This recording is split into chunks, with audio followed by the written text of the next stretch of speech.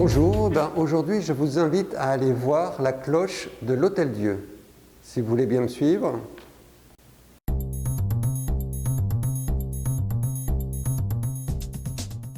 Voilà, donc nous sommes ici devant la cloche de l'Hôtel-Dieu. Cette cloche se trouvait auparavant sur les murs extérieurs de cette institution, de ce bâtiment, et un dessin de la fin du XVIIIe siècle nous la montre sur le mur de la nef de la chapelle de l'Hôtel-Dieu, à côté d'une horloge.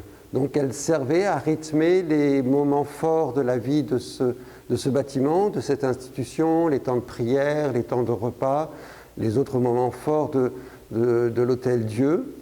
Et elle était vraiment un des éléments emblématiques de cette institution, si l'on en croit ce dessin très particulier. Donc la cloche a un format donc très allongé, dit en pain de sucre. Habituellement, les cloches ont un format plutôt cubique, où la bouche de l'instrument est proportionnelle à sa hauteur. Ici, on a une disproportion très évidente entre ces deux dimensions.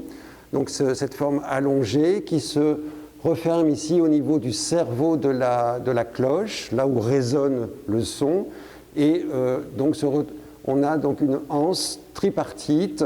Une partie sommitale a été cassée à une époque que l'on connaît mal, et juste en dessous, un décor en rinceau. La vue de détail nous permet de voir le décor de rinceau, un petit filet qui court sur l'épaule de la cloche, avec des éléments de volute qui viennent s'enrouler les uns dans les autres, qui ont été apposés en relief, et qui, voilà, ce décor nous ramène au décor du XIe, XIIe siècle.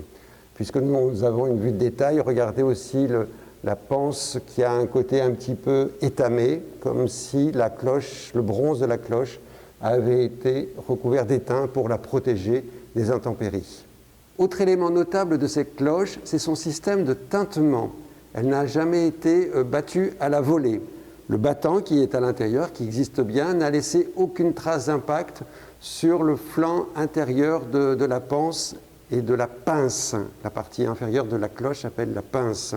En fait, on note ici juste, vous le voyez sûrement à l'image, une zone plus sombre qui montre l'endroit où elle était frappée, donc par un marteau extérieur qui devait être peut-être actionné manuellement, ou peut-être plus tard actionné par un système d'horlogerie, et qui venait donc taper, marteler la cloche. Et je vous invite à écouter le son de cette cloche.